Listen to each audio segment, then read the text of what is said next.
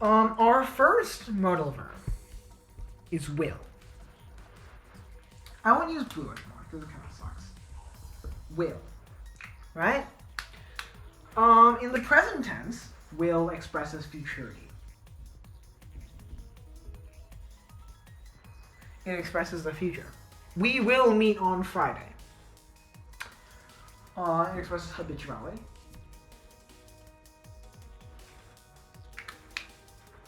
He will come soon. Right? Notice how when we say we will meet on Friday, and we'll meet on Friday, and he will come soon, I put a stress on the will to mean the. So, put that up. It will be important a bit. It can express strong probability.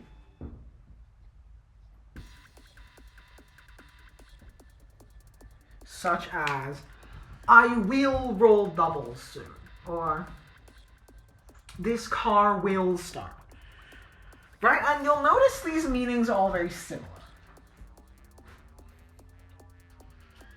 Habitual actions repeat themselves in the future and have a strong probability. Future actions are usually habitual and also express a certain and everything in the future necessarily has a chance as an element of probability to it, and vice versa, right? And the converse. And this next one also has a strong link. Can make indirect demands, such as, you will do as I say. You will do as I say. You will obey my wishes. Right? And that is also sort of similar to the future. Because you're saying in the future, you will obey my wishes. Right? And it can be abbreviated as LL, as in wheel or aisle, right? In the past,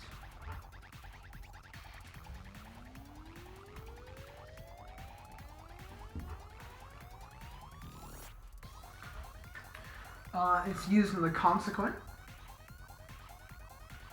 of, so past form of will is would, right? So it's in the past it's used as the consequence as the it is used in the consequent of counterfactual conditional statements, right? And if you want to know what counterfactual means, because I'll be using it a lot, rewatch the grammar part of week 3, because I cover a lot of basic things on conditionals there, and conditionals are a big part of modality. So, obviously, since this is modality part 2, you should have learned everything in modality part 1 before proceeding here. But just in case you didn't, I'm just saying. Alright. Counterfactual conditionals are conditional type 2 and type 3, if you forgot.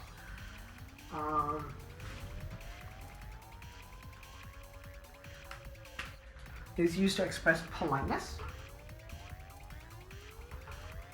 Would you like to have a cup of tea, sir? Can be used with rather to express polarity. PPI means positive polarity indicator, by the way. Can be used with the word rather to express positive polarity, which is your opinion. Polarity is basically your opinion, right? Like, I would rather go hunting instead of fishing because I don't like the water, right? Polarity is like how partial you are to something, right? A positive polarity indicator means you are partial, and negative means that you think that one thing is better than another, or or one thing is higher in some aspect than another, and negative polarity indicator is the opposite, right? Yeah, it's basically comparative.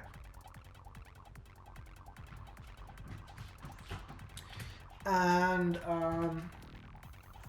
it is abbreviated as apostrophe D. As in, I'd rather go hunting than fishing.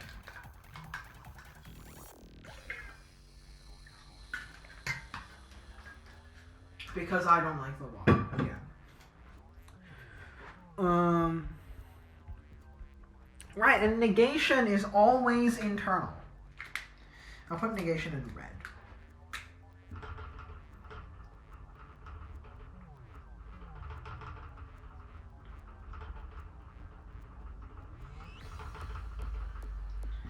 Right, and the contractions, negation contractions are won't and wouldn't. I won't stand for this. He wouldn't stand for this. Which is also an interesting point, because if you are reporting indirect speech, you use the past participle in all modalities, right? Instead of saying, he said he will bring this here later, you would say, he said he would bring this here later, right? Because you're reporting indirect speech. I see this mistake a lot, even amongst native speakers. I see this mistake a lot. May.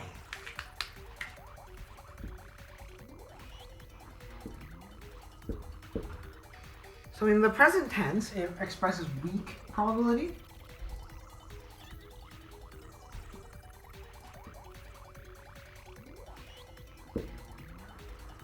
I may be able to walk soon. It expresses permission. As in, you may go to the bathroom. He may go. But this usage is dying out amongst younger people, and it's understand it, but it's quite strange when like a young person says, you may, yes, you may. Like,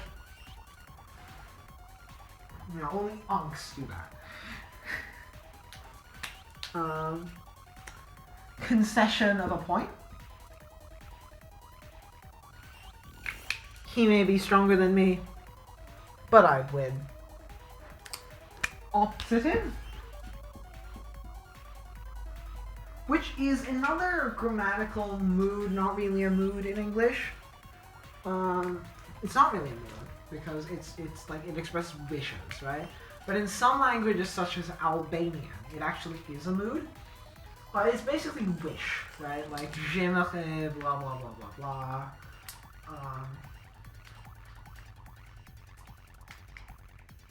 Or Sion, blah blah blah blah. Or hey mom, blah blah blah blah. Right?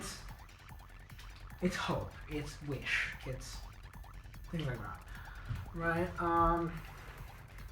May God bless you. But it's normally only used in like formal contexts, usually religious. May you be well. Right? And again, important distinction here. When you use may as the optative, you need to use the following verb as subjunctive. Such as may you be well.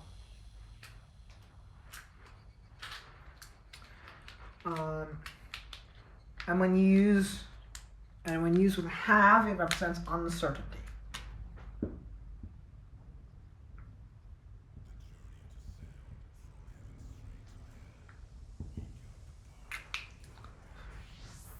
Right? He may have injured himself. Bees may have flown. Bees may fly. Bees may have flown. But have is also like one of those words that are sort of very common. Not really very common, but it is a way for may to express the past tense. Because it's actual past tense, which is might, doesn't do that.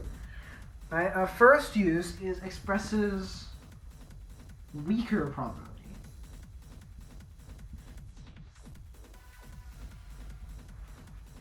Such as, I might be able to walk it. Expresses counterfactuality with have. Right? So whereas if I say he may have injured himself, it's like, oh, maybe. Like, you don't know, right? If you say he might have injured himself, it could either be that you don't know or you know he hasn't, but he could have, right? He might have. And this can be contracted. This can be contracted to may have, and this can be contracted to might have.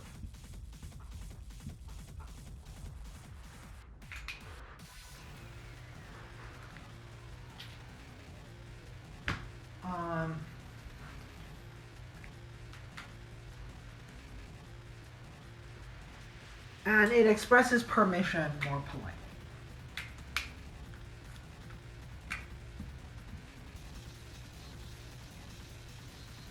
Might I come in? As for negation, it's internal if mark of green.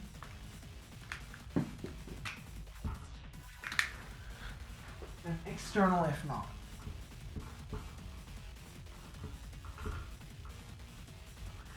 And there are no contractions.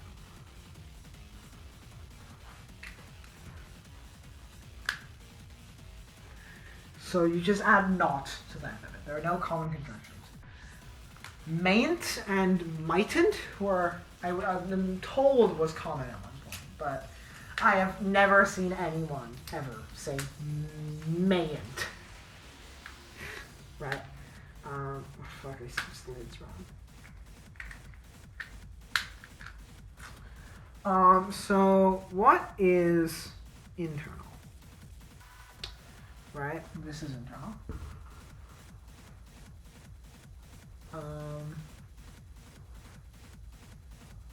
This is internal. This is internal. This is internal. This.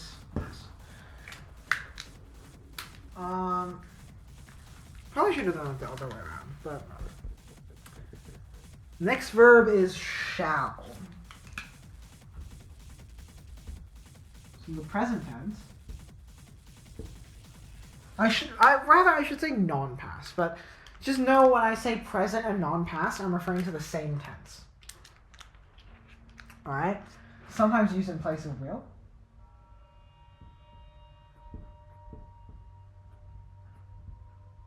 Specifically, in certain accents, in the first person, shall can sometimes substitute will. In case of directive. As in, you shall not pass. If you're using the second or third person. Or in the Bible, the Ten Commandments. You shall not steal. You shall not commit You shall not steal. You shall love your neighbor. You shall not commit you shall not commit adultery. Right? Shall. Can be used to ask for advice. Oh, what shall I do? Although the way that I'm saying that is like, it's not really used anymore, at least among the young people. Most young people use the past form. and it's a lot more common in general to use the past form. But in the perfective, it can express an order. As in, you shall have your homework done when I come back, or this shall have been put away by the time I come back. Something similar to that. Like you can imagine, right? And in the past tense, it is used to ask afterlife. And this one's a lot more common. What should I wear? What should I do? Who should I go to? Where should I go? Eat. Who's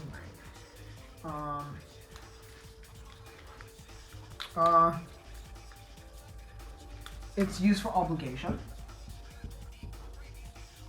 Although far less directly than the next two words, which is must or can, right? It's less of a need and more of like a personal obligation, right? Like,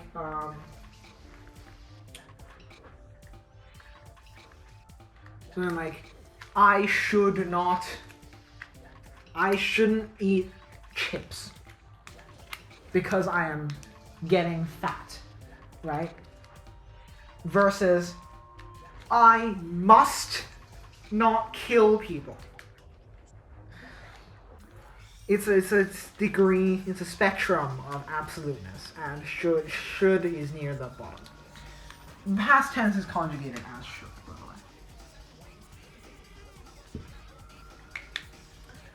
way. And it's also used for counterfactual statements,